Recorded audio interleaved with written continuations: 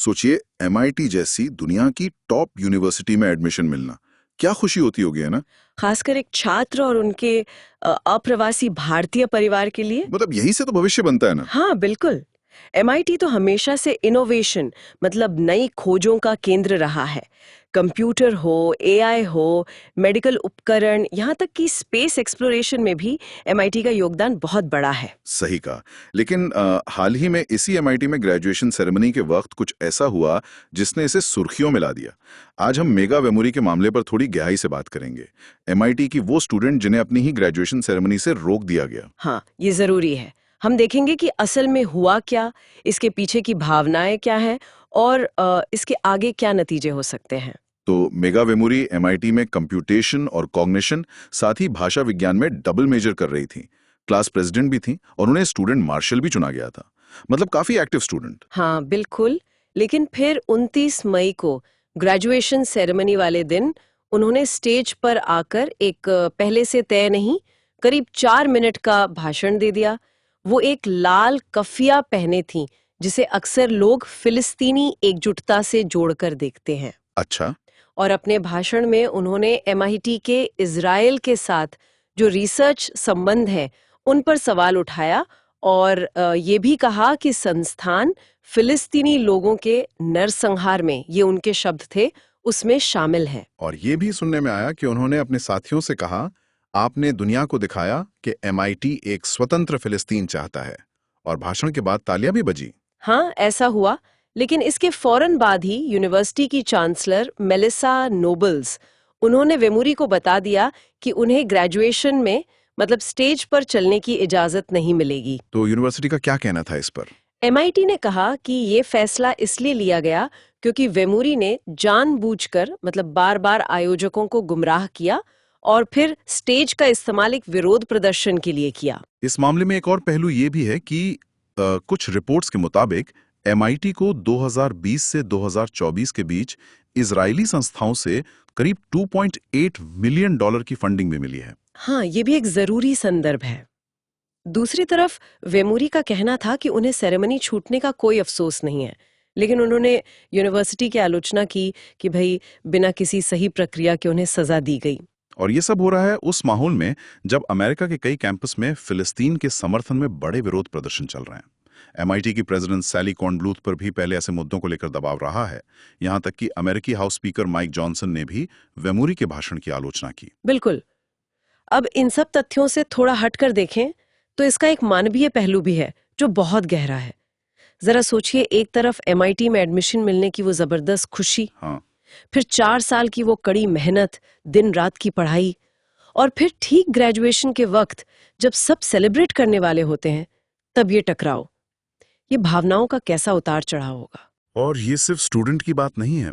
उस परिवार के बारे में सोचिए, वो अप्रवासी परिवार जिन्होंने शायद अपनी पूरी जिंदगी, अपनी सारी जमा पूंजी लगा दी हो ये पक्का करने के लिए कि उनका बच्चा ना सिर्फ एक काबिल इंजीनियर बने बल्कि एक अच्छा इंसान भी बने जो दुनिया की सच्चाइयों को समझे।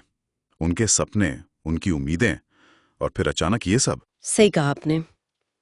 ये बहुत ही मतलब दिल को छू लेने वाली बात है। जब कोई अपने सिद्धांतों के लिए खड़ा होता है तो उसका सामना परिवार की उम्मीदों और भविष्य की व्यावहारिक चिंताओं से कैसे होता होगा। हाँ, ये कश्मकश। हाँ, ये एक बहुत ही निजी और मुश्किल कश्मकश है। क्या आपने उसूलों पर अड़े रहना कभी-कभी ऐसा महसूस होता है जैसे अपने ही पैर पर कुल्हाड़ी मार ली, खासकर जब परिवार ने इतना कुछ दांव पर लगाया हो। ये व्यक्तिगत विश्वास, परिवार की आशाएं और आने वाले कल की अनिश्चितता, ये सब मिलकर एक बहुत भारी बोझ बन जाता है। बिल्कुल। ये सिर्फ सही गलत का सवाल नहीं रह जाता फिर। नहीं, ये परिणामों का सवाल बन जाता है। और इन्हीं परिणामों की बात करें तो जैसे ग्रेजुएशन के बाद लोग सोचते हैं एक अच्छी नौकरी मिलेगी, करियर शुरू होगा। हाँ, बिल्कुल। तो इस तरह के एक सार्वजनिक स्टैंड के बाद क्या वाकई करियर पर असर पड़ सकता है? मतलब व्यवहारिक तौर पर क्या किसी का जॉब ऑफर वापस लिया जा सकता है? देखिए, ऐसा रोज रोज तो नहीं होता, पर हाँ मुमकिन है। कंपनियां भी अपना नफा नुकसान देखती हैं, मतलब जोखिम का आकलन करती हैं। भाषण कितना भड़काऊ था, क्या वो कंपनी की पॉलिसी के खिलाफ है, पब्लिक में रिएक्शन कैसा है, उस राज्य के कानून क्या कहते हैं जहां नौकरी है, ये सब बातें मायने रखती हैं। अच्छा। खासकर एट विल एम्प्लॉयमेंट वाले राज्यों में, जहां कंपनी बिना कोई खास कारण बताए भी कर्मचारी को निकाल सकती है, वहां ऑफर वापस लेना शायद थोड़ा आसान हो। पर कंपनियां ये भी जानती हैं कि ऐसा करने से उनकी छवि खराब हो सकती है, नेगेटिव पब्लिसिटी हो सकती है। और क्या ऐसा भी हो सकता है कि मान लीजिए हायरिंग मैनेजर उसी समुदाय से है जिसकी आलोचना भाषण में की गई थी, तो क्या वो किसी बहाने से, मतलब जैसे टीम में फिट नहीं होगा कहकर नौकरी ना दे? देखिए, कानूनन तो धर्म या जाति के आधार पर भेदभाव गलत है, लेकिन हाँ, अनकहे पूर्वाग्रह, जिसे हम बायस कहते हैं, वो एक भूमिका निभा सकते हैं। कोई मैनेजर इसे कल्चर फिट का मुद्दा बना सकता है, या ये कह सकता है कि कैंडिडेट कंपनी के लिए रिस्की है। हालांकि एक अच्छा एचआर डिपार्टमेंट हमेशा कोशिश करेगा कि मूल्यांकन निष्पक्ष हो, पॉलिसी के आधार पर हो। और अगर नौकरी मिल भी जाए तो क्या आगे चलकर तरक्की में रुकावट आ सकती है? क्या उस व्यक्ति पर एक ठप्पा लग सकता है कि ये गैर जिम्मेदार है या इन पर भरोसा नहीं किया जा सकता? हाँ, ये भी एक संभावना है, खासकर उन नौकरियों में जहां जिम्मेदारी ज्यादा होती है या क्लाइंट से सीधा मिलना जुलना होता है।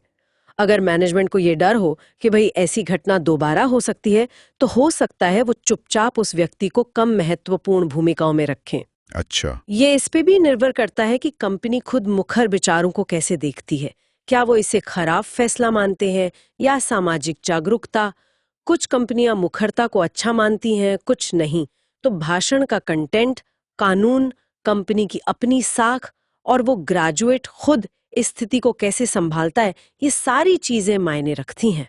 तो ये जो पूरा मामला हुआ, इससे भविष्य के छात्र और उनके परिवार क्या सीख सकते हैं? क्या सबक मिलता है इससे? मेरे ख्याल से ये मामला दिखाता है कि अपने व्यक्तिगत विश्वासों, संस्था के नियमों और भविष्य के नतीजों के बीच संतुलन साधना कितना जटिल और मुश्किल हो सकता है, खासकर MIT जैसी बड़ी जगह पे जहां दांव बहुत ऊंचे होते हैं। बिल्कुल। तो आज की इस बातचीत के बाद एक सवाल शायद हम सबके मन में रह जाता है। आज की इस दुनिया में जहां कोई भी जानकारी, कोई भी राय पल भर में फैल जाती है, कोई इंसान अपने उसूलों पर कैसे कायम रहे और साथ ही अपने आने वाले पेशेवर कल के जो व्यवहारिक नतीजे हो सकते हैं उनका ध्यान कैसे रखे, एक मुश्किल संतुलन है। तो मामला काफी पेचीदा है। तो अगर हम सार देखें तो ये घटना एक तरह से व्यक्तिगत विश्वास, बोलने की आजादी का अधिकार, संस्था के अपने हित और उसकी प्रतिष्ठा, और छात्रों के लिए असल दुनिया में करियर के जो नतीजे हो सकते हैं उनके बीच का तनाव दिखाती है। बिल्कुल। और ये यूनिवर्सिटी कैंपस में आजकल जो बड़ी बहसें चल रही हैं, विरोध प्रदर्शनों की जगह, फ्री स्पीच की हदें और दुनिया की राजनीति में अमेरिकी यूनिवर्सिटीज की भूमिका, उसको भी दर्शाती है। एकदम सही कहा। और ये हमें एक सवाल के साथ छोड़ जाती है जिस पर शायद श्रोताओं को सोचना चाहिए कि जो संस्थान इनोवेशन और तकनीकी तरक्की के लिए इतने मशहूर हैं, उनकी ये जिम्मेदारी कहाँ तक बनती है कि वो ऐसे विवादास्पद और कह सकते हैं असहज करने वाले विषयों पर भी खुली और आलोचनात्मक चर्चा का माहौल बनाए रखें, भले ही इससे उनकी अपनी प्रतिष्ठा या रिश्तों पर आंच क्यों ना आए। सोचने वाली बात है।